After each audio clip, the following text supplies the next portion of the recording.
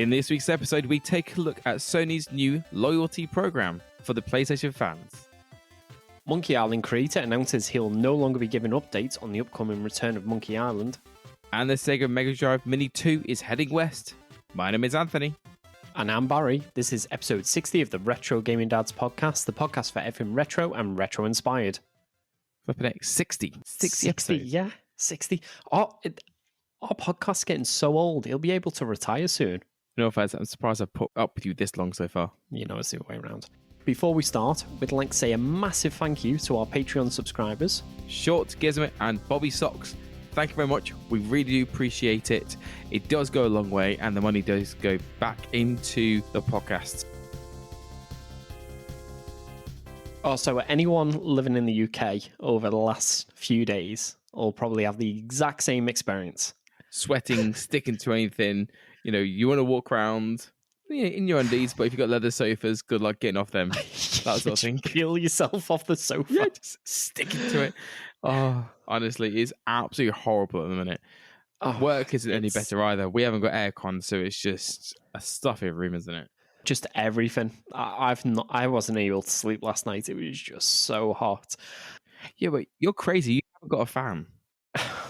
Well, no, I haven't got a fan. I can't help it. I went to buy one on Amazon, but anything under the price of like 70, 80 quid had gone. And even then, even if I'd paid that ridiculous money for the fan, I wouldn't have got it until after this Heatwave finishes anyway, so there's no point. I was about to say, you better get one because I know there'll be another Heatwave coming soon. Oh, yeah, there will be. I need to get one for Elliot, honestly. I came home and I came upstairs. He was playing in his room.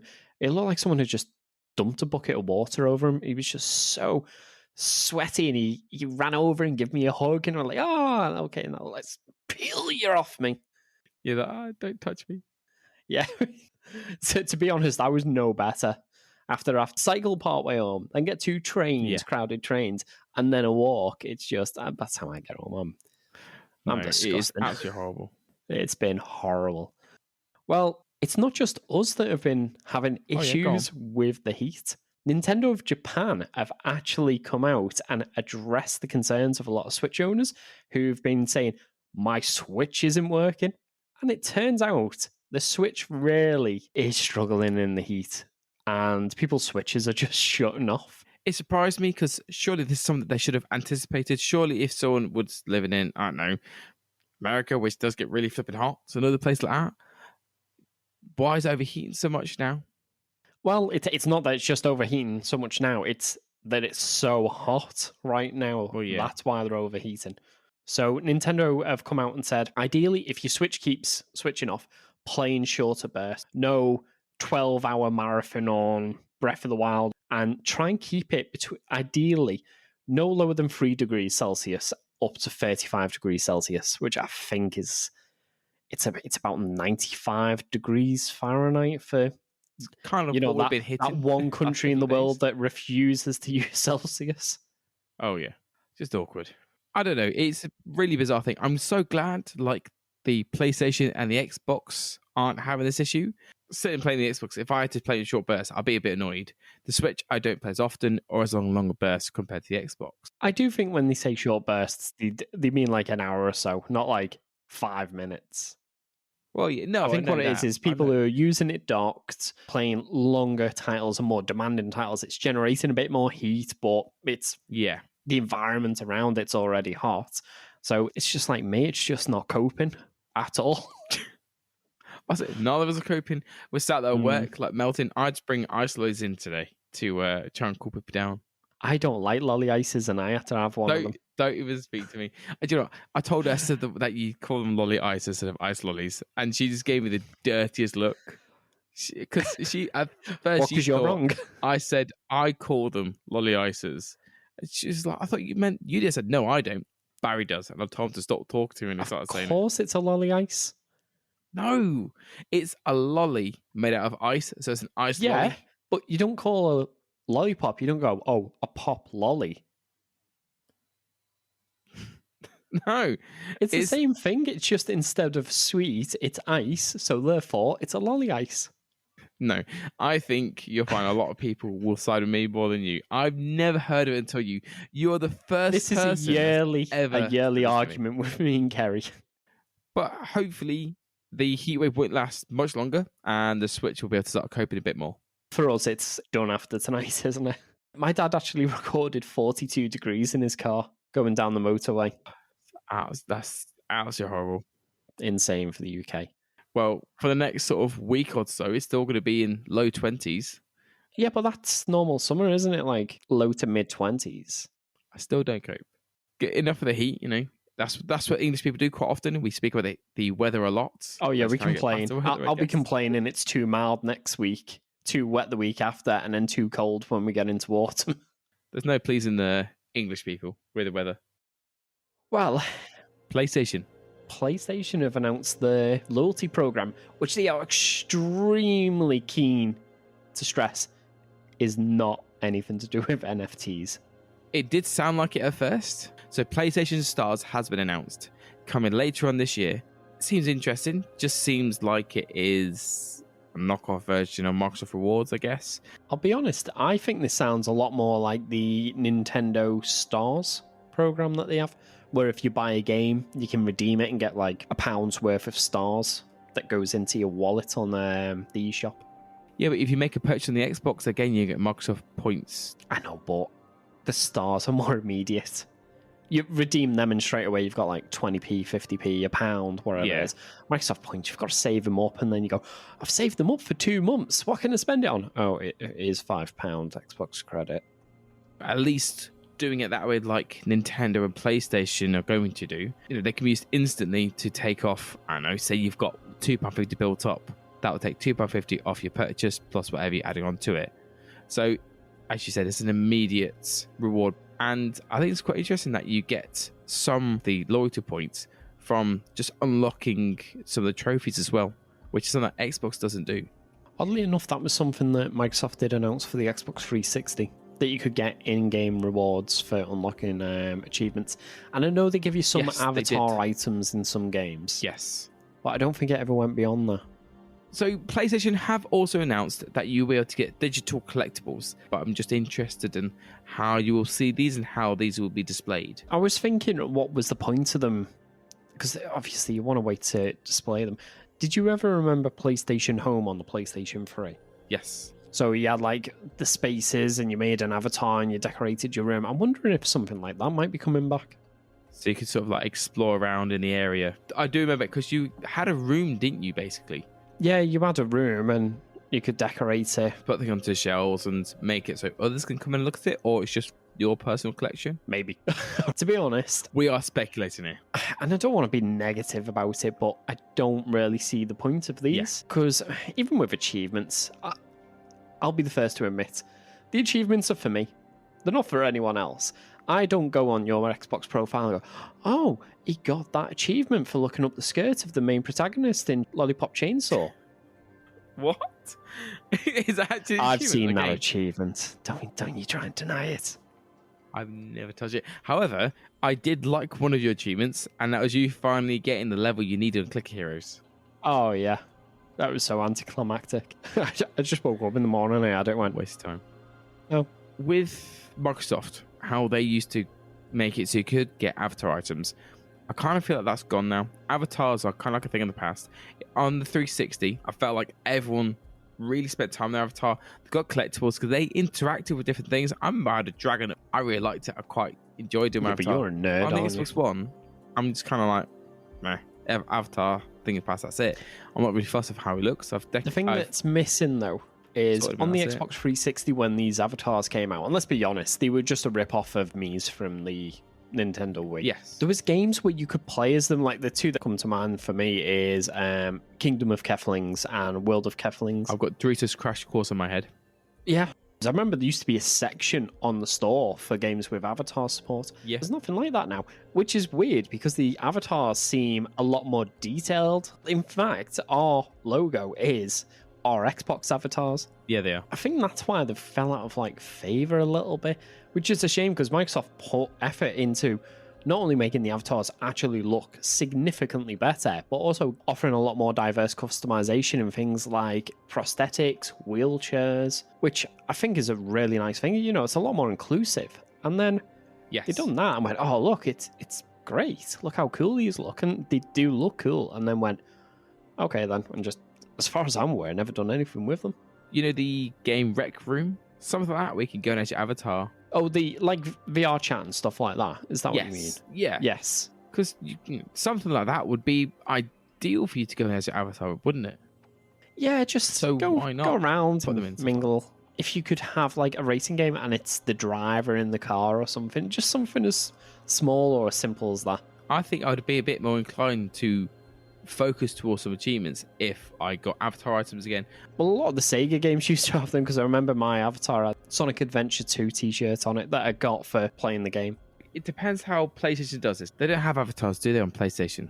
So it is just going to be some sort of room these stuff go into. I don't know. I feel like hopefully this is laying the groundwork for something bigger to come. Maybe like, as we mentioned earlier, PlayStation Home is coming back. If it's just you can click on your friends list and then scroll through and see what they've unlocked, I don't see the draw. Now, I might be completely wrong. This might be aimed at someone completely different to me. But to me, I don't see the point of that. I want to show off achievements and I want to show off what I've done in games. It's the same reason why... And rewards you can spend, that's it. Well, yeah, everyone loves free money, don't they? Oh, yeah. We've got some sad news about the Monkey Island blog. Yeah, it's the creator, Ron Gilbert, has announced that due to quite a lot of hate, actually, from so-called Monkey Island fans, that he is not going to give any more updates on its development until it comes out. It's a massive shame because a producer's gone through all the effort, creating the game, showing what they've done so far, putting up, and then these so-called fans have just completely slagged off just because of the art style. I can't blame them from getting upset. The thing is, you'll never actually please everyone. If this came out was in a pixel format, that's potentially going to put off a lot of new players. And there's going to be a whole set of people who go, oh, well, he's just kind of trying to remake the old Monkey Islands. You know, he's not pushing it forward. It's as if he's just phoning it in and being lazy about it. Now, I agree in regards to the new art style. I agree to putting it forwards because, yes, fair enough, the old art style suited it back then and it looked nice. Times have moved on. You've got to bear in mind, though, the art style didn't suit it. That was the only real art style available to game developers. Yeah. It's not like games today where you could have photorealistic graphics, stylized 3D, almost hand-drawn quality games like Cuphead or Wonder Boy, The Dragon's Trap, or go back as far as you want to like 8 or 16-bit pixel art. We have a lot of options for our games now. Back then, you didn't. Yes. Everything was pretty much bitmapped. It was a pixel art style, that was it. Now he's got the choice to create how he wants it. Well, he's obviously putting it into how he's envisioned it, how he feels like it should be, and how he feels like it should be justified. Why, if these so-called fans are slagging him off for what he wants to go with for his artistic visualization for the game? Yeah, so that was going to actually be my question. Who do you think's got a bigger claim on this? Do you think, as the creator, he should be able to take the game in any way he wants, any artistic style, you know, narrative, anything like that? Or do you think he owes it to the fans to make the game that the fans want? Who do you think has a bigger claim on this? I feel like he does. I feel like Ron definitely does, because it's how he envisions the game to be. As much as we see it how we think it should be, I feel like he's got the right as the artistic director to go the way that he wants to go. He sees it, he envisions it to be one way. So why not create it? Because if he does it just for the fans, he might not be happy with the outcome he's put it in. You know, he wants it to be the way that he sees it. See, I'm going to play devil's advocate now. Of course you would. First of all, I want to say, at least in this instance, I completely agree. And to be honest, we're lucky he's still doing it. How is this actually any different to when Paramount announced the Sonic the Hedgehog movie and it had that really weird style Sonic the Horrific. Hedgehog, and everyone was up in arms about it and forced them to change it at the cost of a lot of people's jobs, actually, in the end. Because that Sonic was a thing of nightmares. All right, Well, we didn't yeah, want to scare the it kids. was, but could the argument not be, well, this was their creative vision for the movie? So Yeah, but why the difference should is that this why would should have those fans have ruined- forced them to change it? This would have ruined that version of Sonic. Well, some people are saying these graphics will ruin Monkey Island. I don't feel like it will have anywhere near of an impact as the Sonic movie did. You know, people would maybe not have seen it in the theatre, sorry. They might have waited for it to come out to watch it for free because they didn't want to spend the money. Whereas this in Monkey Island, I feel like people will still buy it regardless of the art style. Some people will not buy this because of the art style. I'll guarantee you that. I know, but I don't think it'll be as much of an impact as Sonic would have been. Okay, so your argument is that these decisions should be made purely on a commercial viability standard. You've got me in crosses, haven't you now? I feel like I'm at a crossroads here about which one to choose is going to be wrong. No, that's the thing. Because in my head, Ron Gilbert should be able to design this game however he wants, have it look however he wants. It's his game. But at the same time, Paramount had to change Sonic the Hedgehog. Now, am I a hypocrite? In most things in life, yes, but I don't know if I am in this. Yeah, you're the biggest hypocrites I know. But, okay, would that movie have ruined Sonic's image for you? Yes. But for me, I just wouldn't have watched it. Although saying that, now that I have seen the new style of the Sonic movie, you know, once they've redone it and that, if they brought out, for 1 week only, you can get the Blu-ray of Sonic the Hedgehog movie, the Car Crash Edition, where we use the original effects, I would go out and buy that. Yeah, but that's just because you're like, I need to see how bad this is. Out of complete morbid curiosity, but I would go out and buy that. That's kind of like the is it the Super Mario Brothers movie. You watch it, not because it's good, just because you're like... Right, the Super Mario Brothers movie is so bad, it actually becomes enjoyable and good again. Honestly, have you heard of Stack Overflow in games? No. Right, it's where, say, I don't know, your character has 1 strength and an enemy uses a skill that takes 5 strength off of you. Well, you're only on 1, so you go to like -4, and the game goes, no, I can't do minus numbers, so what I'll do is I'll loop all the way around to the most powerful you can be, and now you've got like 251 strength or something stupid. Got you. Yeah. The most infamous one being Gandhi in Civilization, where he's become so peaceful that he nukes everyone. That's Super Mario Brothers. It's so bad, it becomes good again. Going back to Ron and everything else, I think it's a massive shame because he actually even quotes, he says that the joy sharing has been driven from him. Yeah. He feels that attacked that he's just gone, look, I don't want to share it with you. I don't want to show you because I don't want to get slated like I have been. It's just disgusting the way they've done it. They've been personal attacks on him. It's like, well, that's not needed. If you're fans, you wouldn't do this. Yeah, but I haven't seen some of these, but apparently a lot of comments were deleted. A lot of them were personal attacks. Just speaks volumes about some people. For all the great that the internet has brought us, everything from the freedom of knowledge, being able to look up any song or piece of information that you need, all the way to the hamster dance.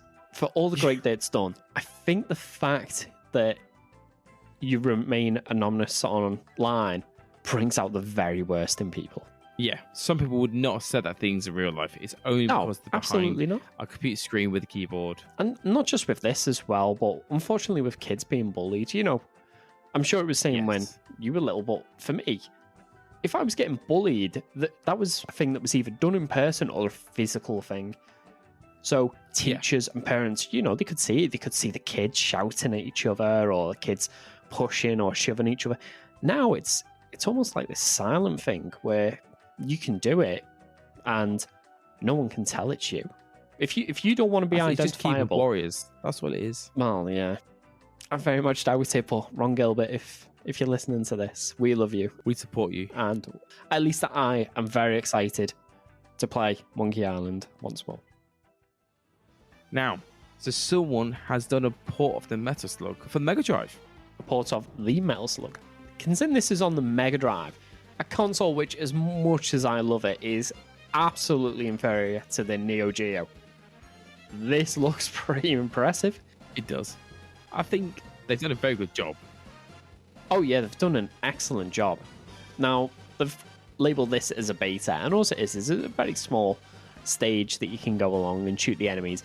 And there's a lot of cutbacks, most notably with the helicopter and the aircraft that goes across the screen. It doesn't move. Oh yeah, so yeah, it just goes forwards and backwards. Yeah, and up it's and just down, a static image moving back and forth. There's no animation. Honestly, this would have blown my mind to see Metal Slug on the Mega Drive back in the 90s. I still remember when I first came across this arcade machine that was where we used to go swimming. I remember walking in. There didn't used to be any arcade machines in there at all. Walked in one day, and it was just Metal Slug was just there by itself. Came out of nowhere, and I'm like, what the fuck is this? So I remember just sort of put it on money. I started playing it. I'm like, it's an awesome game, and I think I used to go in and play that after school every day for a good few weeks. Obviously, there used to be a bit of a queue and get into it, but it was an awesome game. Now, what's impressive about this is, apart from the fact it looks like Metal Slug, it is identifiably Metal Slug. It's not cut down to the point where you can't really tell. It runs pretty much a flawless 50 frames per second. Now, for people outside the UK and Europe, they're like, 50 frames, that's a weird thing. It's running at PAL speeds. It looks very impressive, and I am intrigued to see some more.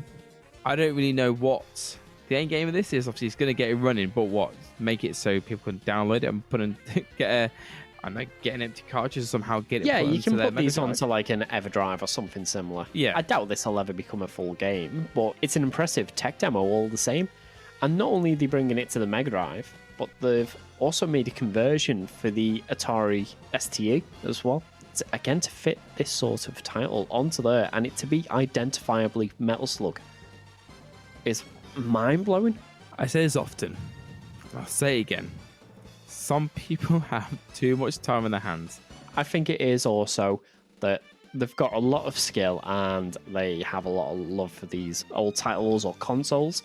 I don't know if this is a Mega Drive fan trying to see what they could get away with, or a Metal Slug fan trying to see what they could squash it onto. Or maybe a bit of both. Yeah, I'm impressed, and I'm just waiting for the next one he puts it onto. So he's going to the Mega Drive, he's getting onto the Atari, onto what? Sorry, what was it again? It's the Atari ST, so that's kind of, I'm always banging on about the Amiga, yeah? Oh yeah, non-stop. It's like the dark side of the Amiga. Okay. The Atari ST, or the ST in this case, is kind of, to the Amiga, what the SNES was to the Mega Drive. Oh, okay. I'd like to see if they actually progress with this and have a little go of it. But to be honest, it's made me want to play Metal Slug all that little bit more. Me too. I think you can get versions of it on the Xbox. I'm like, Well, you can, but it's not sponsored or anything. But it is on Pi Packet. we'll have to play it. Multiplayer. Yeah, well, we'll have to go on it. What are you doing Thursday? I was just thinking that. We'll have to nip onto Metal Slug. I'm not sure which one they've got on it. I think it's the first one, and they've got Metal Slug X on there as well, if I remember right. Sweet. Let's play it. Yeah. Right, before we continue with this episode, we'd like to give a massive thank you to Unleashed for your recent review. Leaving a review like this on your favourite podcasting app is a quick and easy way to support the podcast. Alternatively, if you'd like to support us further, you can visit our Patreon and become a member for as little as £1 per month, where you will receive early, ad-free versions of the podcast, and we will even give you a shout-out in the next episode. Yep. I feel like this is now turning into the Sonic. This is the week. new Sonic Origins. You're lucky, because I actually did delete the Sonic Origins bit where they said they are actually going to patch the game up a little bit. You've now just said it, so... Well, you brought Sonic Origins up first. You brought it up. In all fairness, we're about to speak about Sonic, talk about this anyway, so it's just there. Not as much. So you would have found a way to wedge it in, just shoehorn it. So moving on to a console that I cherished as a child, the Sega Mega Drive.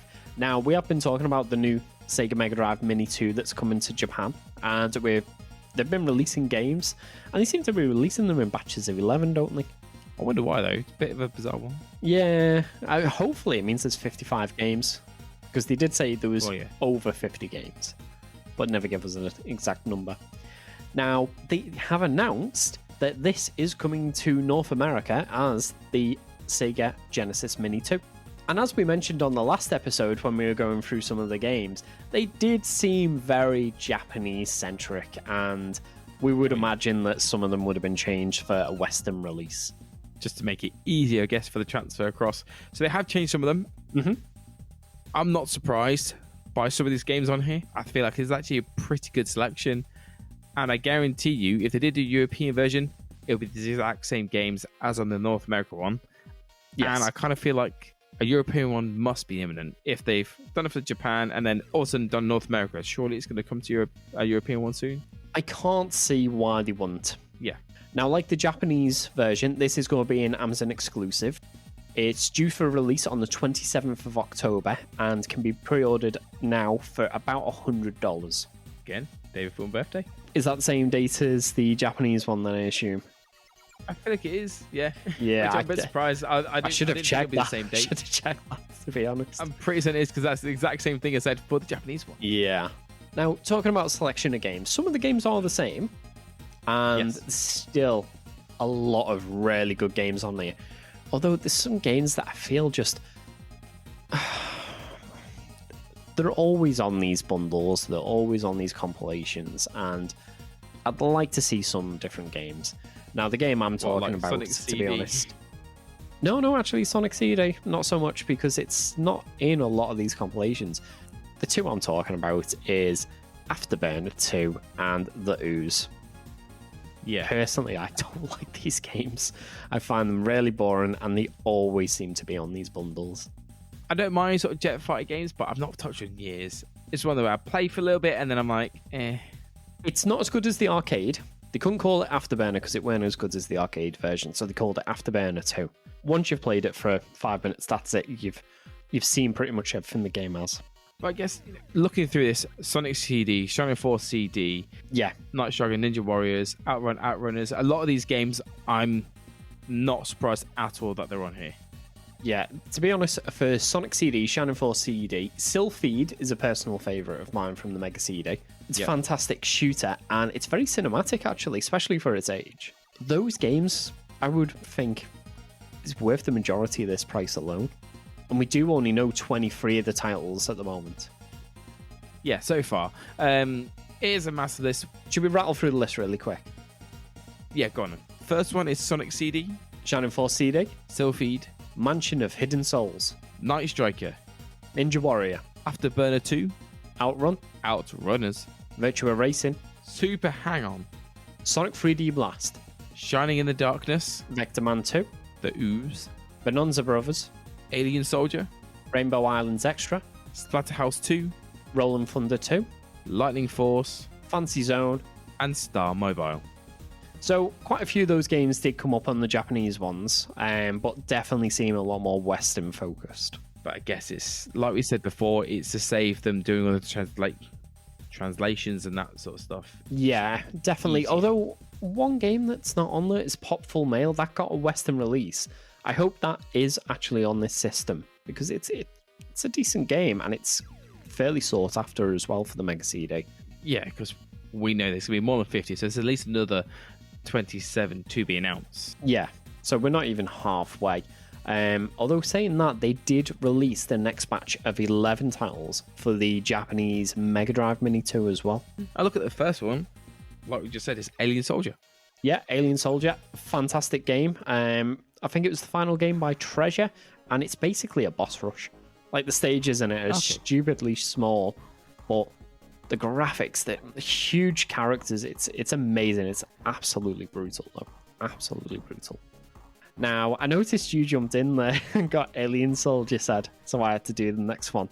The next one is Tatsujin. No idea what that is. I looked at it, and I'm glad you put in brackets how to say it. In the West, it's called Truxton. Okay. So there is a Western version of this. So we've also got Final Fight CD, Super Street Fighter 2, The New Challengers, which is the best version of Street Fighter 2 available on the Mega Drive. Street Fighter's got like tons and tons of versions. Yeah. This was, I don't know, this is like the 50th version released or something stupid. But this is the one that introduced the 4 new characters. So I think it was Cammy, DJ, T-Hawk, and Fei Long. Okay. Is it Fei Long? I don't know. He's a Bruce Lee ripoff. I remember that much. Yeah, but doesn't every game have a Bruce Lee ripoff? Yeah, of course it does. Although nowadays, every game has a Ryu and Ken ripoff as well. Yes, they do. Face of Fury 2 is the other one. Harry Manda. I like it on this one. You put the name of it in brackets. In the brackets you put, not a chance. I couldn't even break it down. So yeah, for the next game, we haven't got a cat in hell's chance of actually saying what this game is. I'm gonna take a stab. We'll just put it into like a text to voice, and we'll put it in this space. Wait. Guanbura Johokushin Ka Katayama Masakiyu no Mahjong Dojo. ユアンブラー自己中心ヘクタール片山正幸のマジョン道場 Yeah, I don't think that's right. I got no Mahjong Dojo right. Luna, Silver Star. Luna, the Eternal Blue. Wonder Mega Collection, which includes 4 smaller games, the most notable of which is probably Flicky. And last but not least, Sanrin Sanchan, which is a bonus unreleased Mega Drive title. Yeah, so I think this makes 2 games on the, at least on the Japanese one, which were never released officially, because I don't think Star Mobile was either. Oh, that's interesting. So why are they never released then? I don't know. There might have been games that were maybe developed, but then never released because the Mega Drive just got to the end of its life and they thought it's not commercially viable to release them, perhaps. That's what happened with the Super Nintendo Classic Mini, where they released it with Star Fox 2. And that's exactly what happened. They didn't want to release that because the N64 was already out at the time. Do you think these mini consoles are going to see a little bit of a resurgence? Because they seem to have died down recently, although saying that I did get the A500 Mini earlier in the year. I feel like they will do. I'm kind of sad I didn't get the mini PlayStation because I had a lot of games that I would like to try, and I feel like Samsung might enjoy playing some of those games. So at some point, I might look to pick up the mini PlayStation. Yeah, well, I got that. I think it was on like a Prime Day deal or something, or Black Friday. I can't remember. Play it? I got it really cheap. Yeah. To be honest, I only played a game on Toshinden, and that was it. I feel like we played in the PlayStation though for that Macmillan Cancer 24-hour thing, didn't we? That wasn't the mini-con. That was a real PlayStation. Oh, okay. I couldn't quite remember. Yeah. Well, there was rumours a while ago about the original Xbox getting a mini version as well, wasn't there? That I would... Yeah, then again, there's been rumours about like a Dreamcast mini or an N64 mini. To be honest, I want... an Xbox mini console. I'll definitely get that. Yeah, I don't know. I don't know. No, see, to me, would. I know it's over 20 years old now, but it doesn't seem retro. If it's after the year 2000, it does not seem retro to me anymore. But I would love a Master System Mini. Actually, anything. Sega anything Mini. Hell, I'll even have a Sega Pico Mini. I'm not starved for a Sega at the moment. Even the what's the Sega handheld called? Sega Game Gear. They done 4 of them. Oh yeah, they did. Yes, I forgot. Like, literally tiny. Yeah, they were tiny, and each one had 4 games on them. I would like to see something like an original Game Boy Mini as well. You know, maybe make it a little bit smaller, but not like stupidly tiny like the Game Gear Micro or whatever they were called. It seems as if Nintendo have had their fill of the mini consoles now with the NES and the SNES. Yeah. I think Sega have still got a massive back catalogue of games. Not being funny, they can still do 32X Mega CD. There was over 500 games released on the Mega Drive. Well, also, I guess because they're not releasing any more consoles, this is the way for them to release more consoles, just not new ones. To be honest, I don't see why none of these companies aren't making, say, I'll just say PlayStation Mini, for example. Make a PlayStation Mini, you get it, it's got 30 titles, whatever on it. Has built-in storage, and you can connect it to Wi-Fi. You can go on, pay $1.99 and re-download like additional games, and you can build out your own digital library on it. You know, have it. There's no, or at least very little DRM, so you can play it offline. I don't know. It is kind of like a way they could make more money, which those who are Yeah. utilising it. Yeah, definitely. I'd buy a mini console if I knew that I want to play Suikoden or I want to download Final Fantasy VIII or something. You know, I can go on, pay £2-3, add that onto the library of the pre-existing 30 games. I think that would be fantastic. No, I agree. Especially if you can expand your library more than what they're giving you. You know, the option to have such as 50, you could end up having a couple of 100 games on there. Yeah. You're not restricted. You can play some of your childhood games because some of these mini consoles come with a lot of games, but they're not necessarily childhood games that you remember. Now, obviously, I do understand that some of them would be unavailable because licensing fees and stuff like that, but having the option to increase it, I think would be a benefit, definitely. Yeah, I'm not saying you have access to the entire library. Obviously, it doesn't need to be selected. But in the case of Sony, they're going to be selling a lot of these games either on PlayStation Network or they're going to be including it in PlayStation Plus Premium. So they have access, they have the license to some of these titles. Yeah, so why not allow Wi-Fi connection and able to get to a store? Yeah, and the thing is, ultimately, these mini consoles, within a day or two, they're hacked anyway. If I wanted to, I could plug a USB drive into that PlayStation Mini I've got and whack on hundreds of extra games. Yeah. Why would Sony not want me to pay them for those games? Get a bit more money out of us.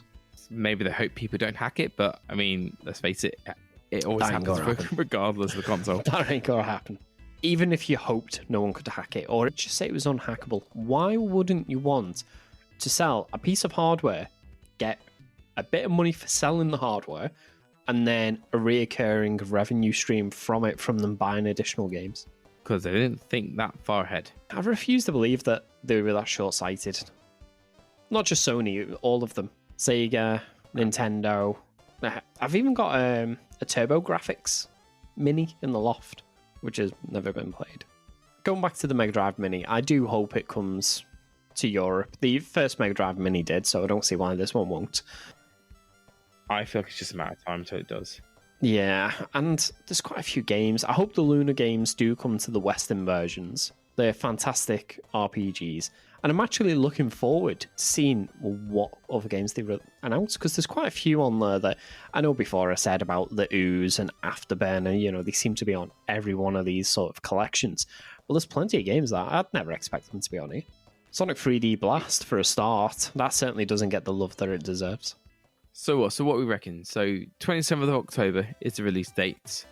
I feel like end of August, we might get a European release date. The thing is, that it might not be until December. They might release just for Christmas. So hopefully this does come to Europe. I'd be quite excited and I'd love to pick one of them up. But I think that's all that we have for this episode. Yeah, so thank you very much for everyone listening. We've been the Retro Gaming Dads, and we'll catch you next time.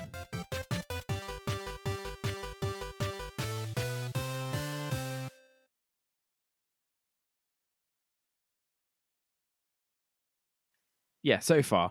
It is a massive list. We're not going to read through the whole thing. Should we rattle through the list really quick? Yeah, go on then. Sonic CD. Shannon Force CD. Sliphead. Sylpheed. Sylpheed. Sliphead. You didn't get any of that name right. Because I'm reading it so far away. Right. My eyes just kind of like switched the I and the L around, and I just went, I would say put your glasses on. Right. Go on, let's start this again since we only got to number 3 before we up. Wait till we get to the Japanese ones. Oh, great.